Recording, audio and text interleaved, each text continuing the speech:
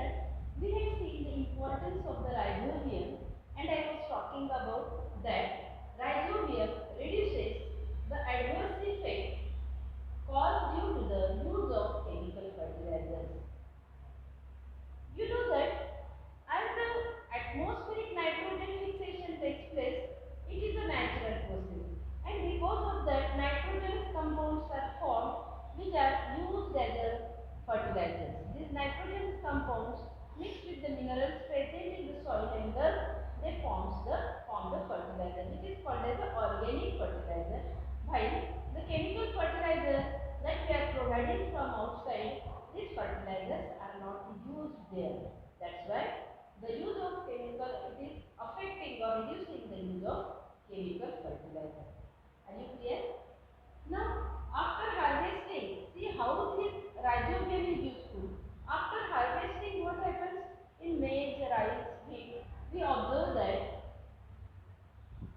the crops we are uprooting the plants and we are sowing. But in case of these leguminous plants, leftover roots are also buried inside the soil. They are kept deliberately dumped in the soil for what purpose? To maintain its bacterial population.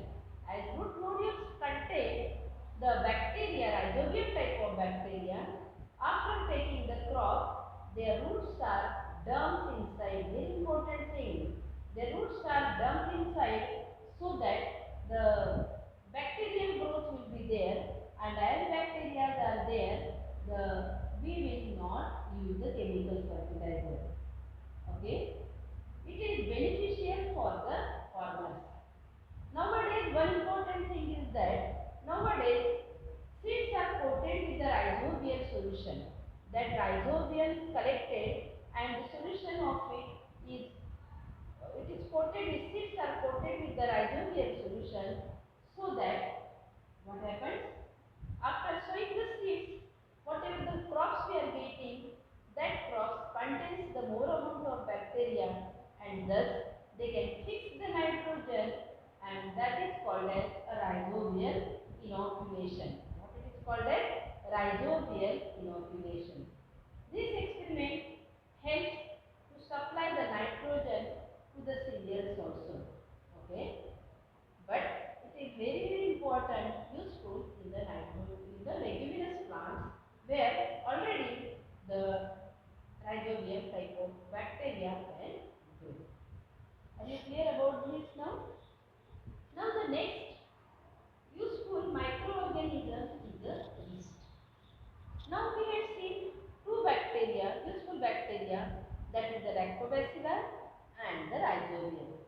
Now this yeast is a fungus. What is this? Yeast is a fungus. You have studied some of the harmful fungus. You know about the mold, which is a mold, or what we can say the mucor, where which is seen a white fibrous structure which is seen on the bread, pickle, and on the curry of our vegetables, which is harmful. But you may have heard about the yeast. Yeast is also one of the microorganisms, but it is beneficial. It is a beneficial for us. It is a useful microorganism. It is a fungus. Are you getting? I am showing you the video. There also I will show you the preserved yeast. What the bakers are using the yeast for fermentation process in the bakery. That is I will show you. So how is that yeast? How it is helpful during the process of fermentation? See that this yeast, when it is mixed with some amount of sugar in sufficient quantity of water, we will soak it with the water for some time, and after that we will take it in one transparent water. Okay, and we will cover its mouth by means of the balloon. All these things I was unable to show you, but I had shown you the yeast, that granules of yeast I had shown you. So take some yeast pieces, then sugar, and pour some water. Keep it in bottle, lukewarm water for some time, and cover the neck of the bottle by means of the balloon. After some time, you will find that the balloon increases in size. It opens. What does it mean? It means that some reaction may be taking inside. That reaction is called as a fermentation because sugar is there. Carbohydrate, sugar is there, and when it is reacting with the fungus, the reaction takes place. You know that, and that carbohydrate converts into the carbon dioxide. So how can we know that carbon dioxide is only produced? For that, we will take the lime water. Okay. In one of the small bottle, we will take the lime water and that balloon we will invert there. So that carbon dioxide gas will mix with the lime water, and you know that when carbon dioxide gas mix with the lime water, that lime water turns milky.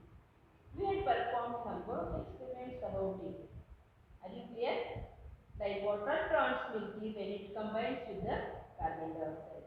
So in this way, we come to know that the yeast can produce the carbon dioxide and the fermentation process takes place. Are you clear about it? So in this experiment, yeast grows and multiplies very quickly due to the carbon compounds. As it contains the carbon compound, they multiply very quickly, and in this process of obtaining nutrition, yeast cell convert the carbohydrate in that solution into alcohol and the carbon dioxide. Okay, this process is called as the fermentation. What it produces? Alcohol and the carbon dioxide. You know that when carbon dioxide is produced or when the fermentation process takes place, the nutritive value of the substance increases. So how are these cells? See that these are the oval shaped cells. This is the oval shaped structure, and when these cells get a favorable condition, they produce some of the bird from outside during the reproduction. That is called as the reproduction. This is the asexual method of reproduction called as the budding. See, the single cell contains the nucleus, cytoplasm, cell wall. When it gets the favorable condition, nucleus divides into two and the bud is formed. Such a process is called as the fermentation. Children, are you clear about the fermentation? All these things? How the bread is made and how that alcohol is made by using the yeast, that also I will explain you. Okay? You must be knowing how bread is made. Are you clear about it?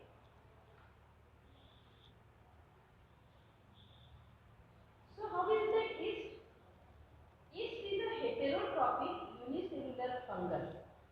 I had explained you how is the yeast, how it is useful, how fermentation takes place. But a single cell of yeast, if we are talking about, it is a heterotrophic.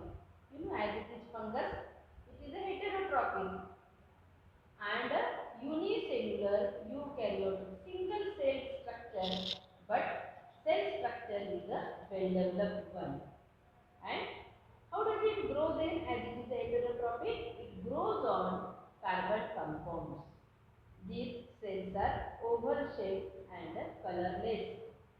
I had shown you in the video, you can observe it, and its reproduction is by the asexual method, that is called as the budding. Okay, this is all about the yeast. During baking of the bread, the same fermentation process is seen, and many of the processes are involved in fermentation. Means it shows the fermentation which is useful in many of the processes like the bread, making of the bread, and for the alcohol also. Okay, in detail about the